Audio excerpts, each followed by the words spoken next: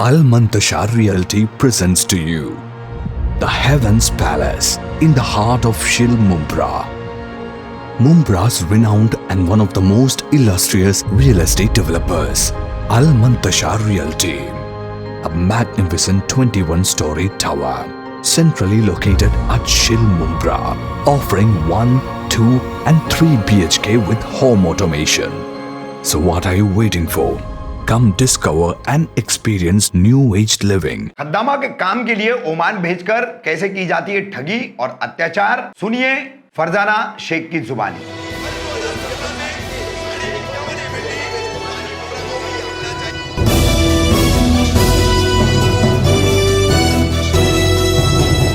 रफीक कामदार हिंदुस्तानी reporter में आपका स्वागत है। कामकाज की, परिवार की मजबूरी के चलते जरूरतमंद महिलाएं किस तरीके से ठगी और अत्याचार का शिकार बनती है, खास करके खाड़ी देशों में। इसका एक उदाहरण आज हम आपके सामने लेकर आए हैं। जीवन बाग से ऊपर बाईपास से सटे परिसर में रहने वाली फरजाना शेख के जरिए। फरजाना जहीर नाम के एक एजेंट के जरिए ओमान गई। ओमान जाने के बाद फरजाना के साथ क्या हुआ, वहां पर भारतीय दूतावास में यानी इंडियन एम्बेसी में कितनी ऐसी सताई हुई महिलाएं जो ठगी के जरिए एजेंट यहां से खद्दामा के तौर पर भेज तो देते हैं, लेकिन फिर कफिल जो है उनके साथ किस तरीके का दुर्व्यवहार करते हैं, कैसा अमानवीय व्यवहार करते हैं। और ये सब कुछ होता है ज्यादातर विजिट वीजा पर। विजिट वीजा अमूमन 3 महीना या 6 महीने का होता है और उसमें आपको काम करने की अनुमति वहां की सरकार की तरफ से या यहां की सरकार की तरफ से नहीं होती है। उसके बावजूद विजिट वीजा पर महिलाओं को यहां से ओमान भेज करके कैसे वहां पर अत्याचार करते हैं, देखिए क्या कहा है इस पूरे मामले को लेकर फरजाना और उसके पति ने आज की हमारी इस खबर में। क्या नाम है आपका? फरजाना समद शेख। आप हाल ही में ओमान गई थी। हाँ। तो बहुत सारा वहां पर आपके साथ तकलीफ हुआ। हाँ। कई सारी औरतें हैं, आप बता। हाँ। क्या पूरा मामला है, कैसे आप ओमान गई, किस एजेंट के थ्रू गई, किस काम के लिए गई? उसका नाम जहीर है। उसने बहुत घाई घाई में मेरे को भेजने का वो किया। अच्छा। घाई घाई में वीज़ा निकाला, टिकट निकाला, बोले अच्छा घर मिलेगा, अच्छा पैसा मिलेगा। तो बोली ठीक है। तो उसने प्यार प्यार से मेरी वीडियो निकाला कि मैं मेरी मर्ज़ी से जा रही हूँ। तो मैं बोली ठीक है। तो फिर उसने मेरे को 10,000 भी दिया तो मैं वो भी ठीक है, मैं ले ली 10,000। लेकिन उसने क्या बोला, अगर तुमको नहीं जमता है तो तुम अपने टिकट भाड़े से आ सकते हैं। तो मैं बोली वो भी ठीक है। मैं बोली तो फिर मैं बोली सब मैंने ओके करी। तो बस मतलब जल्दी में उसने सब काम मेरा कर दिया। मेरे को भेजने के बाद में, वहाँ जाने के बाद में वो कपिल ने मेरे को 4 घर घुमाया। जो पहला घर मिला था वो बहुत अच्छा मिला था, लेकिन वहाँ पे उसका हमारा बजट उसको मतलब सस्ता लगा, तो वहाँ से मेरे को उसने हटा दिया। फिर ऐसे 4 घर उसने घुमाया। मेरे को घुमाने के बाद में मैं बोली मेरे को जम रहा नहीं, मेरे को तकलीफ़ बहुत हो रही है। मैंने दवा पानी सब लेके गई थी, मेरी दवा पूरी ख़राब हो गई थी। तो मेरे को पथरी की शिकायत है, तो तकलीफ़ हुई। तो मैं बोली अब मेरे को इंडिया जाने का, वैसा भी मैं बोल के आई थी कि मेरे को अगर तो तकलीफ़ है, मेरे को नहीं रहने का है तो क्या बोला, मैं अपने टिकट से आ सकती हूँ। तो ये बोलता है नहीं, बोले अभी बोले मैं तेरे को पगार भी नहीं दूंगा और तेरे को मैं मारूंगा भी, और मेरे घर में मैं तेरे को ना एकदम बोले फ्री में काम कराऊंगा 2 साल। बोले देख। कौन कफिल बोलता है? हाँ कफिल बोला। तो बोली अच्छा ठीक है कर। मैं बोली देखते क्या होता है। फिर मेरे को फिर अपने घर में लेके गया। वो लेके जाने का कुत्ते कैसा काम करा रहा। सुबह जो 5 बजे से लेकर रात को 12-1 बज रहा है काम करा रहा। और यहाँ से ये फ़ोन करके उसको क्या बोलती है वो नहीं मालूम है। इधर कौन? ये जहीर की औरत। क्या नाम है उसका? उसका नाम नहीं मालूम मेरे को, खाली जहीर का नाम मालूम है। उससे ज़्यादा कॉन्टेक्ट। कहाँ रहता है ये जहीर? क्या नाम है? शादी महल हॉल के पास। शादी महल? हाँ। ऑफिस है उसकी? नए घर है। हाँ।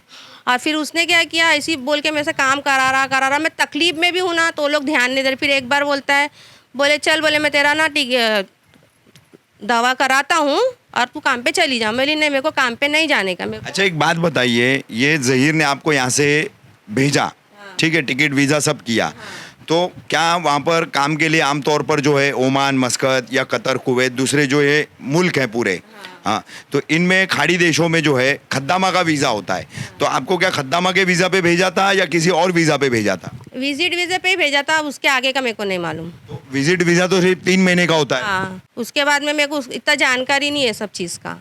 पहले भी मैं गई थी ना, तो लोग अच्छे थे, तो लोग मेरे को देख के आए, बीमार हो गई तो लोग अपने टिकट भाड़े से मेरे को भेज दिए थे। अच्छा, तो फिर क्या हुआ आगे? कपिल ने क्या किया? कपिल ने फिर बोलता है, 2 बार मेरे को मारा भी उसने, मार के ना ये लोग को वीडियो में बता रहा है, और ये लोग यहाँ से देख रहे भी है।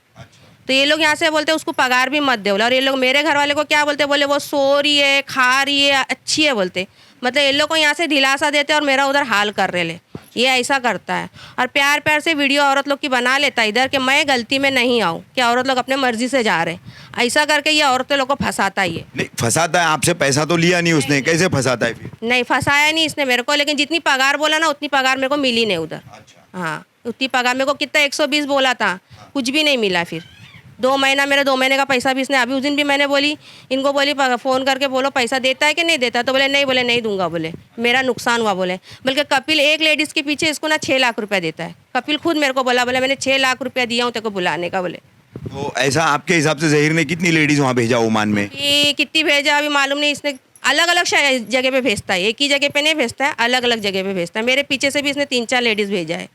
हाँ, इसने अलग अलग जगह पे भेजता है। अच्छा, आप जैसी और भी औरतें मिली आपको? बहुत मिली एम्बेसी में ना, हद से ज़्यादा 100-150 औरतें।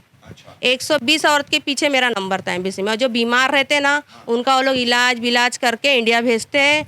और जो जिसको मालूम है एम्बेसी का, वो एम्बेसी में आएगा तो बच गया, नहीं तो कोई पंखे से लटक के मर रहा है, कोई ऐसा मतलब खिड़की से कूद के मर रहा है, ऐसा मतलब बहुत से लोग मर जाते ना, तो क्या बोलते हैं, ये बंगाली के साथ भाग गई, वो बंगाली के साथ, ये बोलते हैं एजेंट लोग बोलते हैं। कि मेरे को भी बोले थे ये, इसने फ़ोन करके मेरे घर वाले को क्या बोला, बोले कोई बंगाली के साथ फरजाना भाग गई, बोले ये ऐसा बोला। और इसकी भी लेडीज से घर वाले बहुत है उधर। अच्छा, ये आपने वहाँ पर जब इतना तकलीफ में आप थी, बीमार भी पड़ गई, वापस आना था, तो फिर कैसे एम्बेसी तक पहुँची आप? तो मेरे बेटे ने मेरे को बताया ना, अम्मी बोले तू एम्बेसी पहुँच जा, तो वहाँ से तू इंडिया आ जाएंगी। तो मैंने क्या करी, इसके बच्चे स्कूल चले जाते, मेरे को लोग का टाइमिंग मालूम, कपिल के? हाँ, सुबह 9 बजे स्कूल बच्चे चले जाते, तो लोग 12 बजे उठते डायरेक्ट। तो मैं क्या करी, 9:30 बजे वहाँ से निकल गई, टैक्सी पकड़ के डायरेक्ट एम्बेसी पहुँची। तो एम्बेसी वाले ने मेरा हालात देख के ना फिर डायरेक्ट पहले ट्रीटमेंट करे। तो मेरे पास पासपोर्ट और कुछ नहीं है। तो बोले क्या है तुम्हारे पास? तो मेरी टिकट सब है और वीज़ा काफ़ी भी है। तो बोले खाली तुम्हारा वीज़ा काफ़ी और वैक्सीन पेपर हमको दो बस। तो बोले देखते तुम्हारा पासपोर्ट नहीं दिया तो तुम वाइट पासपोर्ट पे चले जाना। तो तीसरे चौथे दिन बोलते लोग ने फ़ोन किया ना, तो कपिल ने खुद ही लाके मेरा पासपोर्ट दे के गया। फिर यहाँ से भी ये लोग की धमकी चालू है मेरे घर वाले लोग के साथ में। हाँ, पैसे के ऊपर इनको मालूम है, पैसे के लिए इनको बहुत परेशान कर। फिर बोलती है बोले तू 1.5 लाख भी दे। काय का पैसा? मेरे को बुलाने का पैसा। हाँ, 1.5 लाख भी दे और कह रहे घर के पेपर भी दे। क्या नाम है आपका? समत रफीक शेख। अच्छा, तो आप फरजाना के कौन है? मेरी वाइफ है वो। अच्छा, आप उनके शौहर है? हाँ, तो क्या मैं पूरा मामला है, क्या बताएंगे इसमें? तो वो मेरे को पहले बोला क्या तेरे वाइफ को इधर कौन? बुलाने का, जहीर भाई। जहीर, हाँ। तो बोले 5 लाख रुपया मेरा खर्चा हुआ, बोलते मेरे को 5 लाख रुपया दे।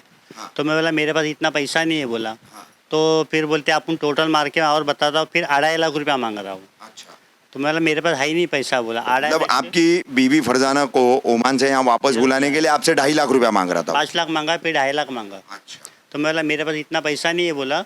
अगर तू बुलाता प्यार से, तेरा जो भी हिसाब किताब है इधर आके ये कर लेंगे बोला। अच्छा। तो तो बोलता नहीं, बोलता एक हाथ से एयरपोर्ट पे आएंगे, एक हाथ से पैसा देने का, एक हाथ से तू तेरे औरत को लेने का बोला।